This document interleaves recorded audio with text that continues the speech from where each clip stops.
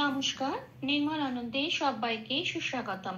গুরুদেব প্রভু শ্রীকৃষ্ণ শ্রী রাধা মায়ের আশীর্বাদকে সারথি করে শ্রীমদ ভগবত গীতার প্রণাম মন্ত্র দিয়ে শুরু করছি আজকের গীতা পাঠ।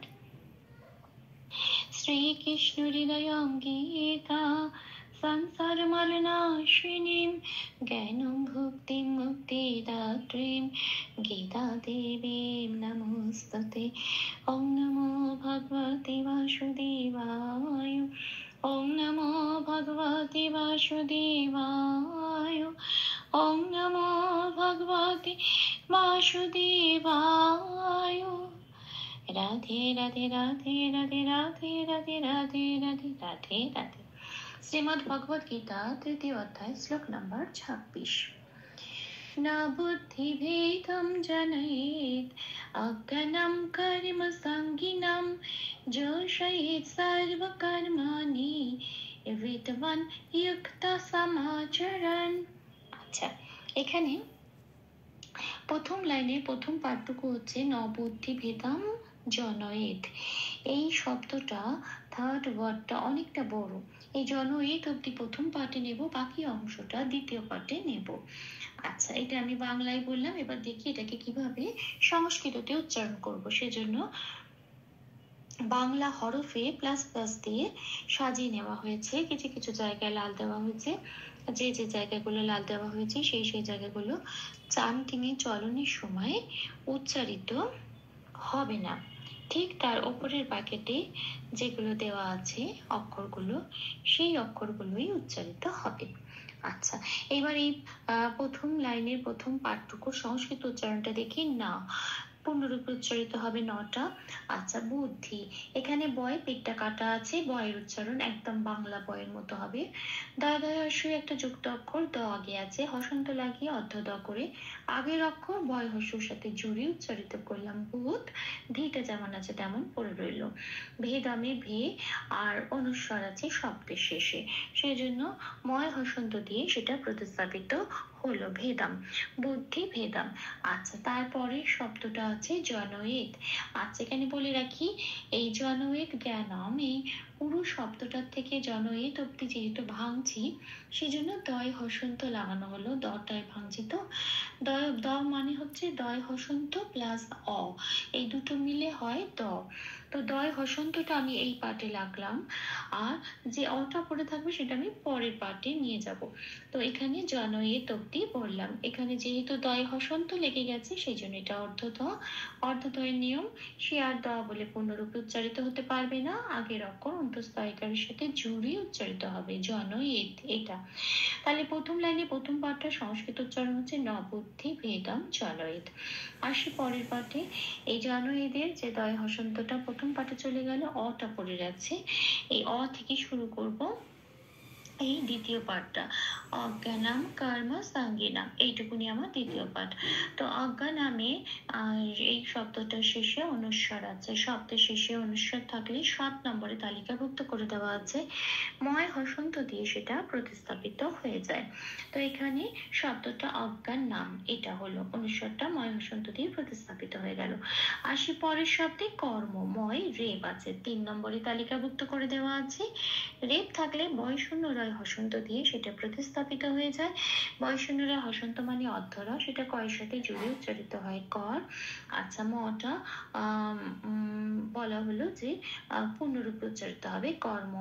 সাঙ্গি নাঙ্গি ওয়া গয় আছে, ওয়াই হসন্ত লাগি ওয়াটাকে বার করে এনে আগের অক্ষর যন্ত্রেশ্বরের সাথে জুড়ে উচ্চারিত হলো সাং। যন্ত্রেশ্বরের উচ্চারণ সংস্কৃতকে সারেগামা পায়ের যে সাটা বলে ঠিক সেরকম সাং। গয় হস্যটা পড়ে রইল গি, আর নামে এখানে ময় হসন্তটা শ্লোকেই রয়েছে, সেটা খেয়াল রাখতে হবে। ময় যেহেতু হসন্ত আছে সেজন্য অর্ধম, ওটা নয়কার সাথে জুড়ে উচ্চারিত হবে নাম, কর্ম সাঙ্গী নাম। তাহলে সেকেন্ড পার্টটা সংস্কৃত উচ্চারণ কি হলো? অজ্ঞানাম কর্ম সাঙ্গী নাম। আসি পরের লাইনে, যোশয়েত সর্ব কর্মাণি, এটা হচ্ছে আমার সেকেন্ড লাইনের প্রথম পার্ট। আচ্ছা, যোশয়েতে যো যেমন আছে তেমন পেট কাটা মধ্যন্য স পূর্ণরূপে উচ্চারিত হবে যোশ, বললে হসন্ত নেই তাই জোশ বলতে পারবো না। আচ্ছা, এতে খণ্ডত্ব আছে শব্দের শেষে, 6 নম্বরে তালিকাভুক্ত করে দেওয়া আছে। খণ্ডত্ব সংস্কৃততে তয় হসন্ত দিয়ে প্রতিস্থাপিত হয়ে যায়, সেই জন্য শব্দটা এখানে উচ্চারণটা কি হবে, জোশায়েত দয় হসন্ত দিয়ে খণ্ডত্বটাকে প্রতিস্থাপিত করে দেওয়া হলো। আসি পরের শব্দে, সাইব কারমানি। আচ্ছা, এখানে সয়ের উচ্চারণ একদম সারেগামা পায় যে সাটা হয় সেটা সা। আচ্ছা, এখানে বয় রেপ আছে। রেপ থাকলে 3 নম্বরে তালিকাভুক্ত করে দেওয়া আছে। ঠিক আগের মতো বয় শূন্য রায় হসন্ত দিয়ে প্রতিস্থাপিত হয়ে যাবে। শয়ের সাথে জড়ি উচ্চারিত হবে স্বর, বটা ফ্রি হয়ে গেল, বটা পরে রইল। বয় লাল দিয়েছি কেন, কারণ 2 নম্বরে তালিকাভুক্ত করে দেওয়া আছে বয়ের উচ্চারণ সংস্কৃততে ও প্লাস অ, ওপরে ও প্লাস অ লেখা হলো সারওয়া। আচ্ছা, এবার হচ্ছে কারমানি, ময় রেপ আছে। হ্যাঁ, ময় রেপটা ঠিক আগের মতো রয় হসন্ত দিয়ে প্রতিস্থাপিত হয়ে কয়ের সাথে জড়ি উচ্চারিত হলো কর, ময় আকারটা ফ্রি হয়ে গেল। মা নিটা যেমন আছে তেমন। তাহলে সংস্কৃততে এই সেকেন্ড পার্টে সংস্কৃত উচ্চারণটা কি পেলাম, জোশয়েত সারওয়া কারমানি। আসি পরের পার্টে। পরের পাঠ হচ্ছে বিদ্বান যুক্তা সমাচরণ। আচ্ছা, বিদ্বানে বয় হস্যইতে লাল দিয়েছি, তার কারণ সংস্কৃততে বয়ের উচ্চারণ 2 নম্বরে তালিকাভুক্ত করে দেওয়া আছে ও প্লাস অ, কিন্তু উপরের বাকিট দিয়েছি ও প্লাস হস্যই কেন, কারণ এখানে বয় হস্যই আছে। তাহলে উচ্চারণটা কি হবে, উই। আচ্ছা, এখানে দয় বয় আকার আছে, এটা একটা যুক্ত অক্ষর, দয় হসন্ত দিয়ে দটাকে বার করিয়ে এনে অর্ধতা করে বয় হস্যের সাথে জড়িয়ে উচ্চারিত হলো উইথ, আর 1টা পড়ে রইল, বয় আকারটা 9টা পড়ে রইল। বয় আকারের উপরের ব্র্যাকেটে কি দিয়েছি ও প্লাস আ, কেন, বয় আকার আছে সেই জন্য ওয়া এই উচ্চারণটা হবে। নয় হসন্ত রত শ্লোকের মধ্যেই আছে, নয় হসন্ত মানে অর্থ না আগের অক্ষর, এই বয় আকারের সাথে জড়িয়ে উচ্চারিত হবে ওয়ান। তাহলে শব্দটার উচ্চারণ কি হলো, উইথ ওয়ান, এটা। তারপরে শব্দ হচ্ছে যুক্ত, এখানে আবার একটা বিসর্গ আছে। অন্তঃস্থ জয় হস্যতে লাল দিয়েছি, তার কারণ 1 নম্বরে তালিকাভুক্ত করে দেওয়া আছে অন্তঃস্থ জয়ের সংস্কৃত উচ্চারণ কি, হস্য প্লাস অন্তঃস্থ। উপরে ব্র্যাকেটে আমি কি দিয়েছি, হস্য প্লাস অন্তঃস্থ হস্য, কেন, এখানে অন্তঃস্থ জয় হস্য আছে তাই। তাহলে সংস্কৃত উচ্চারণটা কি হবে, ইউ। আচ্ছা, এখানে আছে কয়তয়, এটা একটা যুক্ত অক্ষর, ক আগে আছে, হসন্ত লাগিয়ে বাইরে বার করে এনে অর্থ ক করে সেটাকে অন্তঃস্থ জয়সের সাথে জুড়ে উচ্চারিত করলাম, ইউক্ট। হ্যাঁ, তটা ফ্রি হয়ে গেল, তটা যেমন আছে তেমন পূর্ণরূপে উচ্চারিত হবে। এবার আছে বিসর্গ, দেখতে হবে বিসর্গটা কোথায় আছে। শব্দের শেষে আছে, কিন্তু শব্দটা কোথায় আছে, শব্দটা আছে দুটো শব্দের মাঝখানে। মাঝখানে যদি বিসর্গ থাকে এরকম, তাহলে 5 নম্বরে তালিকাভুক্ত করে দেওয়া আছে, সেটা অর্ধ হ দিয়ে প্রতিস্থাপিত হয়ে যায়। এই বিসর্গটা অর্ধ হ দিয়ে প্রতিস্থাপিত হয়ে উচ্চারণটা কিরকম হবে, ইউক্তাহ। এই যে তাহ বলছি, এখানেই অর্ধ হটা উচ্চারণ হয়ে গেল। আচ্ছা, আসি পরের শব্দে। সমাচরণ যেমন আছে তেমন, শুধু খেয়াল রাখতে হবে চয় কোনো হসন্ত নেই, চ পূর্ণরূপে উচ্চারিত হবে। একদম শেষ অক্ষর নয় হসন্ত আছে, সেটা রয়ের সাথে জুড়ে উচ্চারিত হবে, সমাচরণ।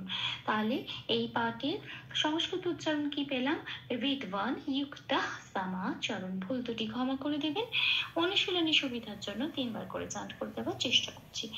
না বুদ্ধি বেদম জনয়েত অজ্ঞানম কর্ম সঙ্গিনম যোষয়েত সর্ব কর্মাণি বিদ্বান যুক্তা সমাচরণ।